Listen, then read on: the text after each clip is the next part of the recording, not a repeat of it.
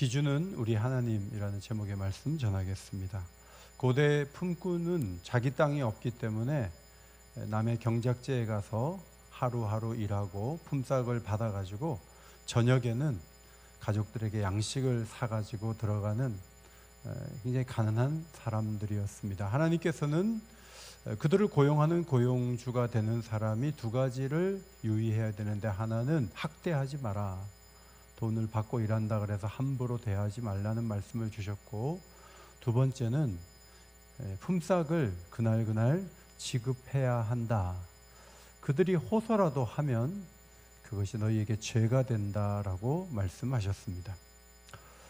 품꾼은 그 일하는 기간이 하루에 불과해요. 내일은 또 일자리를 찾아봐야 됩니다. 일자리가 없거나 주인이 품삯을 뒤로 미루게 되면 빈손으로 들어가야 되고 가족 모두가 굶어야 했기 때문에 일자리를 얻는 것이나 또 품삯을 받는 일에 있어서 매우 절박한 심정을 갖고 있었습니다.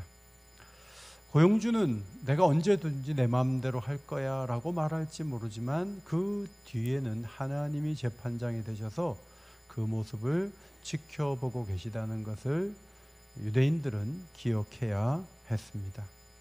돈을 받지 못한 채 눈물의 호소라도 하며 기도하는 경우에는 하나님은 이 문제를 죄로 보시고 심각한 일로 여기실 것이라고 말씀하셨습니다. 사실 저희가 이런 말씀을 보면서 하나님이 약자를 두둔하고 위해 주는 것은 알겠지만, 주인의 입장에서 예를 들어 농장을 경영한다고 하면 그것을 소출을 얻어 창고에 넣기까지 얼마나 고민을 하고 많은 노력을 해야 되는지 몰라요. 적절하게 심어야 되죠. 바람도 좀 제대로 불고, 또 너무 많은 비가 오면 되지 않고 병충해도 고민을 해야 되고, 설이 맞을까봐 또 신경을 써야 됩니다. 품꾼이 주인처럼 일하지 않잖아요. 그러니까 제대로 일을 할 수 있도록 그렇게 움직여야 되고, 그리고 저녁에 품삯을 줘야 되는데 하나님께서 너무 이 품꾼 위주로만 말씀을 하시면 고용한 입장에서는 하나님께 좀 섭섭한 마음이 들겠다, 그런 생각을 하게도 됩니다. 그러나 우리 하나님의 관심은 농장이 잘 운영돼서 이득을 많이 남기는 데 있다기보다는, 하나님은 그곳에 어떤 품꾼이 들어와서 그 아버지 때문에 부인과 애들이 잘 먹고 살고 때를 거르지 않고 살아가는데 더 깊은 관심을 갖고 계신 것으로 보입니다. 사실 품삯을 주고받는 이런 과정을 통해 한 가족이 먹고 사는 이 문제는 하나님이 어느 정도는 설계해 놓으신 사회적 구조라고 볼 수 있습니다. 주인은 자기 노력으로 자기가 자기 힘과 방법으로 농장을 운영한다고 생각하지만, 적절하게 비를 내리시는 분도 하나님이시오, 주변에서 품꾼을 구할 수 있는 사회를 구성한 분도 하나님이시오, 하나님께서 많은 것을 주장해 주심으로 그 농장을 경영하는 것을 생각한다면 모든 일의 배후에 하나님이 계시다, 그것을 놓쳐서는 안 되는 것이죠. 주인의 입장에서는 품꾼이 가족을 먹이는 것은 나는 관계가 없어 라고 생각할지 모르지만, 일터에는 하나님의 깊은 섭리가 계속 흐르고 있는 거예요. 부모에게 자식이 손주들을 데리고 왔을 때 어떻게든 밥 한 끼 먹여서 보내야 되겠다, 그런 부모의 마음이 하나님께는 있었다고 보여집니다. 주인은 약속된 일을 잘 해냈는지, 돈을 받아갈 정도로 제대로 움직였는지 체크하고 싶겠지만, 하나님께서는 품꾼을 고용하고 일당을 지급해서 여러 가족이 잘 먹고 잘 사는 것에 관심을 기울이고 계셨습니다. 만일 고용주가 품삯을 다음 날 주겠다고 말하고 그 다음 날도 또 다음 날 주겠다고 하면 연이틀 가족들은 굶어야 하는 고대의 가난한 상황을 염두에 두고 이 말씀은 주어졌습니다. 하나님이 주인에게 고난을 주고 사람을 불러 쓰시게 하는 주된 이유가 품꾼의 가족의 먹거리를 주기 위함이라는 사실을 하나님은 일깨우시기를 원하셨어요. 이 당연하고 마땅한 이 일이 시대마다 잘 안 됐어요. 가진 사람들은 나름대로의 이유가 있었겠지만 이거 제대로 지키지 않았습니다. 율법이 전해지기 전이지만 창세기 31장 41절에 보면 도망을 치던 야곱이 자기를 따라잡은 외삼촌을 만나서 라반에게 한 얘기예요. 내가 외삼촌의 집에 있는 이 20년 동안 두 딸을 위하여 14년 6년을 외삼촌에게 봉사하였거니와 외삼촌께서 내 품삯을 몇 번이요? 10번이나 바꾸셨으며 계속 주겠다는 거 안 준 거예요. 계속 바꾸는 거예요. 여러분, 사위 야곱이 정말 고생을 많이 했어요. 외삼촌이 그 말은 하지 않았지만 신부도 바꿔치게 해가지고 14년 동안 돈 한 푼도 안 받고 무료로 일을 해야 됐고, 야곱이 크게 일어난 건 6년인데 하나님의 특별한 은혜와 사랑으로 인해서 많은 것을 얻게 되었던 것이죠. 야곱은 추위와 더위를 무릅쓰고 20년 동안 눈 붙일 겨를도 없이 일을 했지만 외삼촌 품삯을 10번이나 바꾸셨잖아요. 그 말을 듣고 외삼촌이 야 미안하게 됐다, 그건 내가 잘못이다 이러면 좋을 텐데, 얘기를 하는 걸 들어보면 43절 같이 한번 읽을까요? 43절 시작. 딸들은 내 딸들이요, 자식들은 내 자식이요, 양떼는 내 양떼, 네가 보는 것은 다 내 것이라. 지금 너 무슨 말 하는 거야? 야, 네가 지금 갖고 도망친 거 이거 다 내 거야. 내가 알았으면 막았지, 너 못 가. 이제 하나님 앞에서 경고를 받았으니까 그 말은 하지 않았지만 이 사람의 심사는 이거 다 내 거야, 이런 심사가 있는 거죠. 인사도 없이 떠난 사위 야곱을 추격해서 거칠게 공격하려고 했을 때 야곱이 마음속에 이 얘기가 터져 나왔어요. 그런데 외삼촌이 이렇게 나오는 거죠. 라반은 혹시 이거 우리 딸들 박대하는 거 아니야? 너 거기 가서 여자들 많이 만나가지고 막 결혼해가지고 우리 딸들 박해하면 안 돼? 박대하면 안 돼? 라고 얘기하고, 야곱을 보니까 이 굉장한 어떤 재력을 가지고 앞으로 막 군대도 몰고 올 수 있는 사람이에요. 불가침 조약을 맺자 그래갖고 약속도 해요. 그래서 나중에 공격받을까봐 막아서려는 이 라반의 불안을 보게 됩니다. 사실 야곱이 그 하란 땅을 떠날 때 라반의 딸들을 설득한, 자기 부인들을 설득하는 게 굉장히 어려웠겠죠. 이거 얘기했다가 괜히 딸들이 막 들고 일어나가지고 당신 이렇게 배은망덕하게 하냐고, 또 그러면 어떡하지? 이런 마음이 왜 안 들었겠어요. 그런데 하나님께서 이곳을 떠나라고 말씀하신다고 얘기를 하니까 라헬과 레아가 한결같이 이렇게 말했어요. 우리가 우리 아버지 집에서 무슨 분깃이나 유산이 있으리요. 아버지가 우리를 팔고 우리의 돈을 다 먹어버렸으니 아버지가 우리를 외국인처럼 여기는 것이 아닌가. 이제 하나님이 당신에게 이르신 일을 다 준행하라.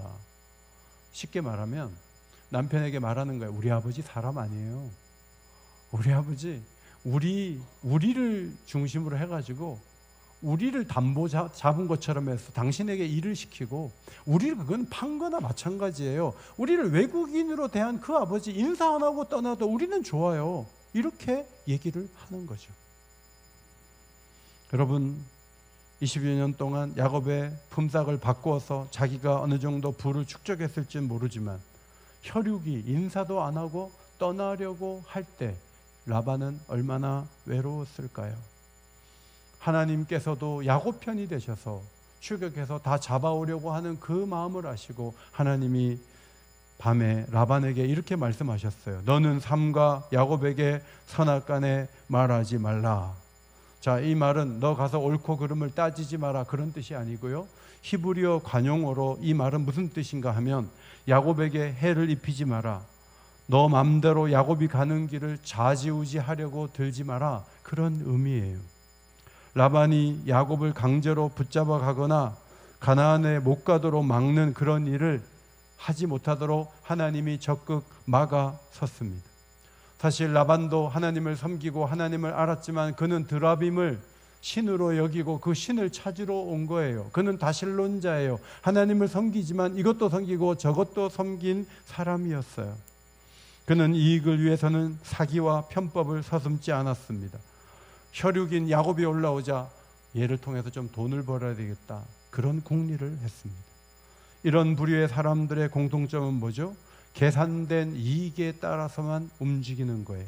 이들은 하나님을 알지만 위에서 하나님이 순종하는 자에게 부어주시는 축복 같은 것은 하나도 기대하지 않습니다. 그저 자기가 계산하고 자기가 생각한 그대로 살아야 최고의 이익이 자기에게 남는다고 생각하는 것이죠. 이들은 기도하기보다는 흐름을 따라가고 선악보다는 유리한 대로 행동하는 공통점을 가지고 있어요. 하나님이 정말 싫어하시는 모습의 삶을 사는 거예요. 예레미야 22장 13절에도 품삯에 대한 말씀이 있습니다. 불의로 그 집을 세우며 부정하게 그 다락방을 지으며 자기의 이웃을 고용하고 그의 품삯을 주지 아니하는 자에게 화 있을진저. 여러분, 여기에 이웃을 고용하고 품삯을 주지 않는 사람은 예레미야 시대의 왕 여호야김이라는 왕이었어요. 이 왕은 강대국을 의지해서 어려움을 헤쳐나가려고 했는데 그가 의지하는 왕은 이집트였어요. 이집트의 바로를 의지했어요. 조공을 많이 갖다 바쳐야 했어요. 그래서 돈이 많이 필요했어요. 그래서 굉장히 경제적으로 쪼들렸어요. 그럼에도 불구하고 왕권을 내세우기 위해 대규모 공사를 벌였어요. 호화로운 왕궁을 위해 품꾼을 데려다가 일을 시키고는 품삯을 주지 않고 집에 돌려보내기를 반복하다가 예레미야에게 책망을 들은 거예요. 왕뿐만 아니라 지배계층이 자신의 안위와 사치를 위해 어려운 백성들을 착취했는데 그것이 바로 유다가 망할 수밖에 없는 이유라고 예레미야 선지자는 책망했습니다. 여러분, 품삯을 주지 않는 것은 그냥 돈을 아끼려고만 그랬던 것은 아니에요. 여호야김 왕 경우에는 조공도 바쳐야 되고 왕궁의 공사도 많이 해야 되고 돈이 엄청나게 딴 쪽으로 많이 흐르니까 품삯을 줄 돈이 없었던 거예요. 품삯을 제때 주라는 말씀을 뒤집어 보면 이 말씀은 엉뚱한 일을 많이 해가지고 품삯도 주지 못하는 상황으로 가지 않도록 하라는 말씀이 내재되어 있는 거예요. 지금도 투자해서 돈을 많이 벌고 싶은 마음에 엉뚱한 일을 자꾸 하면 이게 제대로 일들이 애들 용돈 주기도 힘든 거예요. 어려워지는 거예요. 하나님께서는 그런 구조를 갖지 않도록 말씀하시는 거죠. 만일 여호야김 왕이 조공을 바치는 대신 담대하게 하나님을 바라보고 나 조공 안 바쳐, 나 하나님 의지해, 그러면 그만큼 돈 아끼는 거예요. 그리고 자기가 어렵고 국가도 어려운데 대규모 공사를 시작을 안 했으면 품꾼을 부를 일도 없어요. 그러면 빈손으로 돌아가게 하지 않을 수 있어요. 그런데 그는 품꾼들을 어렵게 만들었어요. 여러분, 예레미야 선지자로부터 150년이 지난 후 말라기 선지자가 나타나서 또 이런 말씀을 했어요. 말라기 3장 5절 말씀 앞에 보시고 같이 읽겠습니다. 시작. 내가 심판하러 너희에게 임할 것이라. 품꾼의 사기에 대하여 억울하게 하며 과부와 고아를 압제하며 나그네를 억울하게 하며 나를 경외하지 아니하는 자들에게 속히 증언하리라. 만군의 여호와가 말하였느니라. 여러분, 이때는 유다가 바벨론에 망한 지 70년 만에 돌아와서 성전까지 짓고 한참 회복이 일어나던 때였습니다. 그런데 사람들은 이제 돌아오면 잘 살게 되고 복을 받을 줄 알았는데 페르시아가 세계를 제패하면서 역시 그 그늘 아래 놓여 있어야 했고 기근이 이어지면서 농사하는 일도 어려움을 당하게 되자 사람들은 이렇게 생각했어요. 아니, 돌아오면 뭐가 잘 돼야 될 거 아니야. 성전을 져가지고 예배를 드리면 뭔가 복이 임해야 되는데 맨날 사는 게 왜 이 모양이야. 왕도 지치고 백성도 지치고. 그래서 이들이 예배를 이어가면서도 하나님 앞에 나올 때 병들고 눈먼 재물을 가져오는 거예요. 병들고 눈먼 재물을 가지고 오면서도 당당했어요. 왜냐하면 하나님이 우리한테 해준 게 없는데 이것도 하나님 앞에 과한 거야 라고 생각하면서 움직이면서 이들은 영적인 깊은 매너리즘에 빠진 모습을 보여주었습니다. 지도자들은 일상에서 가장 약한 자들을 쥐어짜서 자신들의 이익을 채우려 했습니다. 성전은 세웠지만 삶 속에서 하나님의 법이 실종되고 말았어요. 리모델링을 한다고 하는데 우리의 내면이 새로워지지 않고 공사만 하면 의미가 없겠죠. 리모델링을 하면서 내면의 변화가 일어나고 더 놀라운 준비를 하는 모습을 갖추는 것이 우리가 해야 될 일이 아닐까 싶습니다. 선지자에 의해 품삯을 주지 않는 행위는 우상 숭배와 도덕적 타락, 종교적 기만과 같은 선상의 죄들이에요. 과부와 과부와 나그네를 압제하는 죄나 품삯을 주지 않는 죄나 같은 선상에서 하나님이 보고 계신 거예요. 성경이 말하는 정의는 단순히 종교적인 의식을 잘 지키는데 머물지 않아요. 저 1시간씩 매일 기도했어요. 저 매일 성경을 많이 읽고 요약했어요. 그리고 직장에 가서 약한 사람들 막 휘두르면 그건 소용없어요. 그거는 하나님의 정의를 지키는 모습이 아니에요. 야고보서 5장 4절, 야고보는 예수님의 동생으로 알려졌는데 이 서신서가 기록됐을 때는 말라기 선지자 때로부터 약 500년이 지난 후였습니다. 이때도 품삯을 또 주지 않아요. 같이 한번 읽겠습니다. 시작. 보라, 너희 밭에서 곡식을 거둔 품꾼에게 주지 아니한 품삯이 소리 지르며 그 거둔 자의 우는 소리가 만군의 주의 귀에 들렸느니라. 여러분, 품삯이 살아있는 어떤 생명체처럼 하나님을 향해 소리를 질러요. 어디서? 주인의 근고 속에서 소리를 지르는 거예요. 아니, 이 돈이 왜 여기 있어? 가인이 동생을 죽였을 때 하나님께서 땅에서 부르짖는 소리가 들린다고 했는데 야고보 선생이 살던 그 시대에도 품삯이 소리 지르고 그 거둔 자의 우는 소리가 들렸다는 말이 선포되었습니다. 일을 마친 이가 받을 정당한 대가를 가로채서 쌓은 부는 하늘 법정에서 중요한 증거물이 됩니다. 만군의 주라는 표현은 온 우주를 다스리는 심판자, 전쟁에 능하신 재판장을 말할 때 쓰이는 표현이에요. 억울한 품꾼들이 흘린 눈물과 통곡 소리를 들으신 분은 다름 아닌 만군에게 호령하신 전능한 심판주 여호와 하나님이셨습니다. 이것은 착취하는 이들에게 임할 심판이 너무나 크고 두렵다는 것을 분명히 전하는 말씀이었습니다. 미국의 대표적인 치킨 패스트푸드 브랜드인 칙필에이라고 들어보셨습니까? 우리나라의 BBQ와 같은 유명한 치킨 회사예요. 트루엣 캐시라는 철저한 남침례교 신앙을 바탕으로 한 기업인이 운영하고 있는 회사입니다. 미국에서 매출과 브랜드 충성도 면에서 매년 상위권을 유지하고 있다고 합니다. 칙필에이의 가장 유명한 원칙은 주일에 모든 매장을 휴무한다는 거예요. 주일에는 직원들이 가족과 함께 예배드리고 쉴 수 있도록 배려해야 한다는 것입니다. 여러분, 다른 업체가 아니고 치킨집이에요. 치킨집은 토요일과 금요일부터 토요일, 주일, 주말 장사예요. 거기서 하루 일 안 하면 얼마나 매출에 타격이 크겠어요. 그럼에도 불구하고 직원들을 쉬게 해서 교회에 가서 예배드리도록 우리 기업을 운영해야 된다는 원칙을 갖고 있다는 것이죠. 2020년 코로나19로 인해서 외식업계가 많이 무너졌어요. 수많은 직원들이 해고되는 사회적 분위기 속에서도 칙필에이는 지점 임직원들의 고용을 보장했어요. 급여를 안정적으로 지급하기 위해 수백억 원의 보조금을 사용했습니다. 그들의 기업 비전 선언문을 앞에 보시고 읽겠습니다. 시작. 우리는 맡기신 모든 일에 하나님의 신실한 청지기가 됨으로써 하나님께 영광을 돌리고 칙필에이를 이용하는 모든 이에게 긍정적인 영향을 준다. 닭을 한 마리 시켜 먹어도 기분이 좋게 만들고 그런 분위기를 만들어가는 건 우리의 책임이다. 이렇게 보고 기업을 운영한다는 것이죠. 공예품 유통기업 하비로비라고 미국에 가면 있어요. 가면 액자도 사올 수 있고 여러 가지 공예품들이 많이 있는데 지난번에 제가 미국 갔을 때 성경을 팔더라고요. 그래서 이곳에서 연두색으로 된 성경을 한 권 사온 적이 있어요. 이 기업의 창립자는 데이비드 그린이라는 분인데 복음주의 신앙으로 기업을 운영해요. 이 기업이 유명한 것은 정부가 정한 법적 최저임금보다 훨씬 높은 수준으로 자체 최저임금을 설정한 것입니다.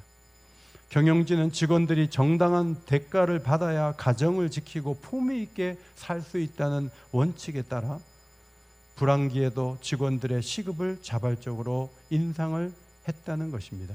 이들도 직피레와 마찬가지로 주일에는 문을 닫고 직원들의 예배와 휴식을 보장합니다. 주주의 이익보다는 직원들의 삶을 더 소중히 여기는 경영으로 기독교적 기업의 대명사로 불려지고 있습니다. 품삯을 제때 지급하라는 이 계명이 지키기가 상당히 역사적으로 볼 때 어려웠구나, 그것을 발견하게 되지만 예수님께서는 한 걸음 더 나간 포도원 품꾼의 비유를 통해서 엄청난 품삯을 지불하는 현장을 우리에게 보여주신 적이 있습니다. 마태복음 20장에 나오죠. 앞에 표를 보시면 오전 6시에 주인이 나가서 일감을 찾는 사람을 데리고 와서 일을 시켜요. 그리고 오전 9시에 두 번째 나가서 또 데리고 들어와요.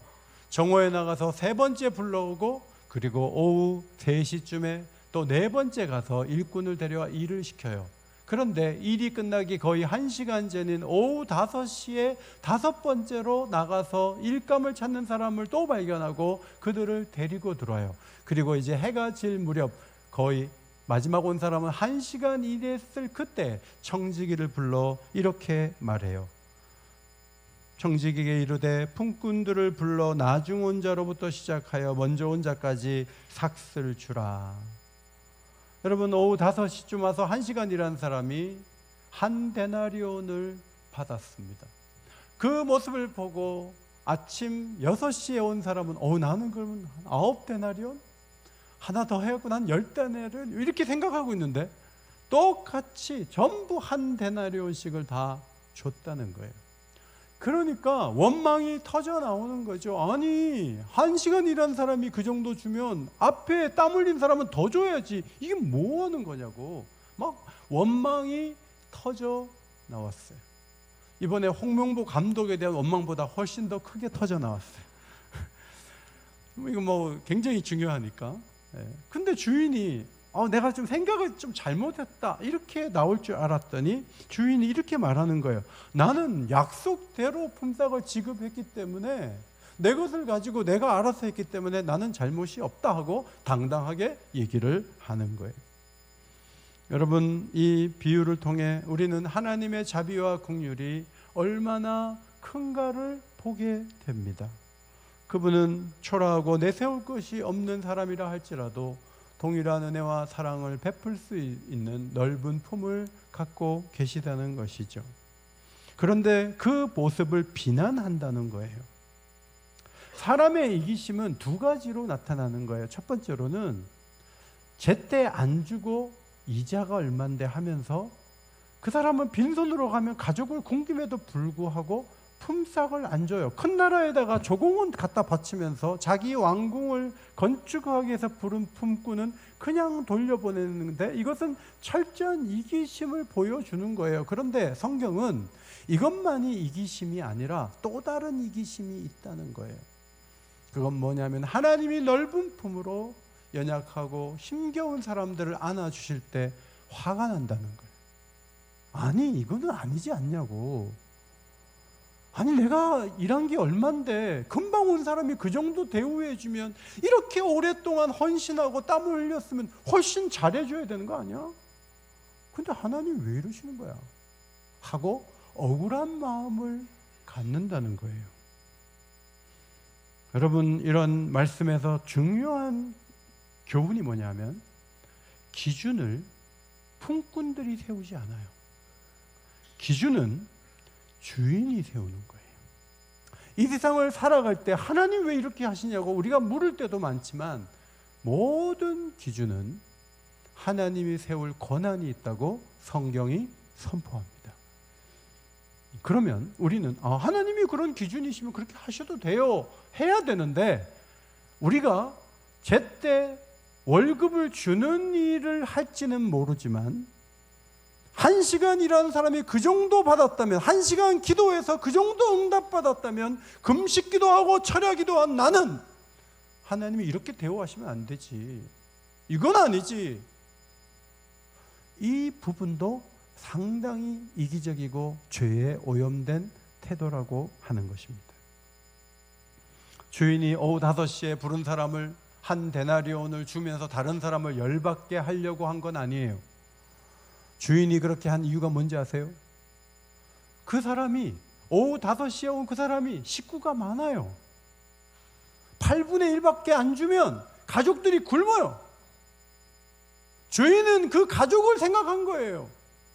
일찍 오든 늦게 오든 가족들이 먹어야 될 권리가 있고 채워줘야 될 의무가 있는데 그 일을 주인이 감당하겠다는 거예요. 그것이 주인의 넓은 품이에요. 그런데 옆에서 저 사람은 조금 받아야 된다는 거예요. 왜 많이 주냐는 거예요.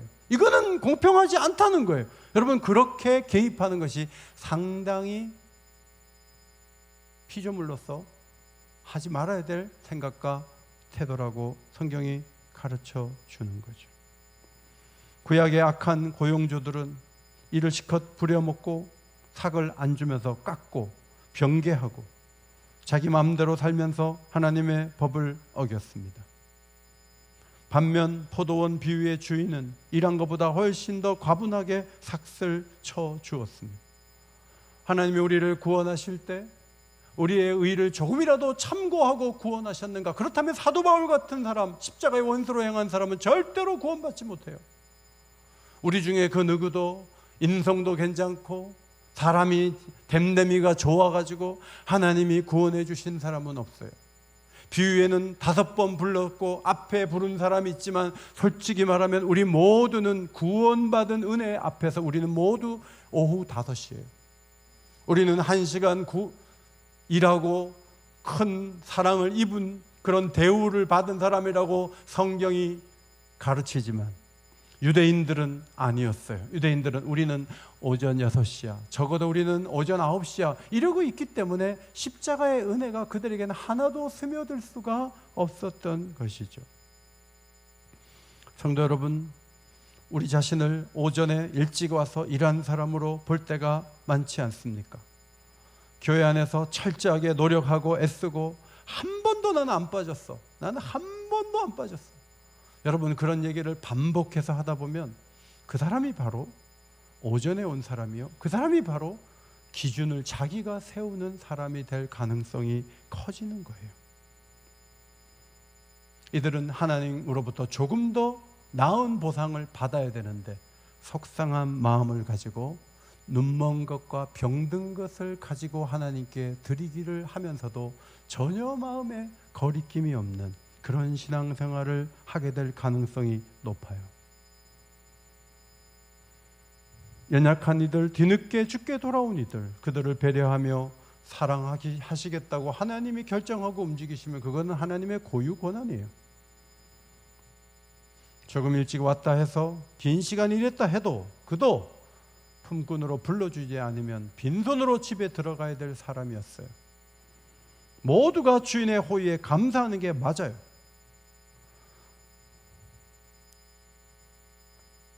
어젠가 어떤 영상을 보니까 폐휴지를 비싸게 매입한다고, 박스 휴지 비싸게 매입합니다. 이렇게 배너가 있는데 한 50kg를 가지고 왔는데 지금 이 박스가 1kg에 50원인데 그것도 잘 안 사간대요. 그러니까 리어커 하나 채워가지고 50kg 가지고 오면 얼마를 받냐면 2,500원을 받아요. 그런데 그 젊은 사람이 마스크를 쓰고 할머니 이렇게 가지고 온 걸 가지고 계산을 하더니 13,000원을 주는 거예요. 몇 배를 주는 거죠. 그래서 내가 저걸 어떻게 하려고 그러나 했더니 좀 좋은 박스를 주로 봤는데 잘라가지고 캔버스를 만들더라고요. 그리고 그 위에다가 하얀색 칠을 하는데 동네 할머니를 불러갖고 그 작업을 시키고 재능 기부를 받아 거기다가 그림을 그려서 벽에 붙이는 것들을 만들어서 그것을 판매를 하는 것 같아요. 근데 그 일하러 오신 그 할머니들이 그러는 거야. 우리 같은 사람을 누가 써주냐고.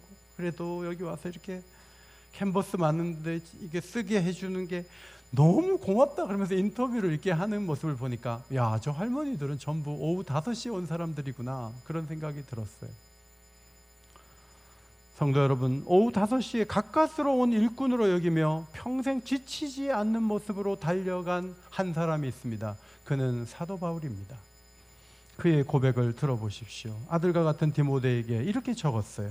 나를 능하게 하신 그리스도 예수 우리 주께 내가 감사함은 나를 충성되이 여겨 내게 직분을 맡기심이니 내가 전에는 비방자요 박해자요 폭행자였으나 도리어 공유를 입은 것은 내가 믿지 아니할 때 알지 못하고 행하였음이라. 그 다음 말씀을 보세요.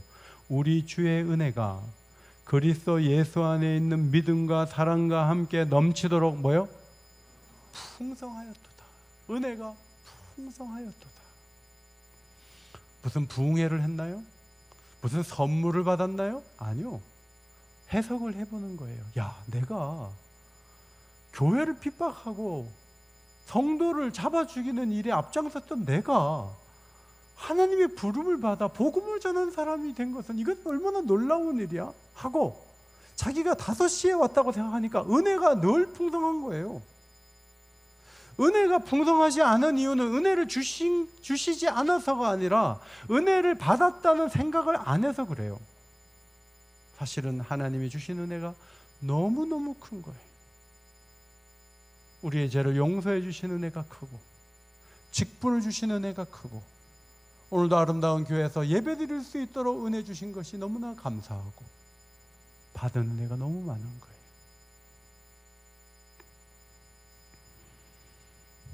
은혜를 입은 것이 없다면 세상이 불공평해 보이겠죠. 그리고 자신은 피해자라고 생각하겠죠.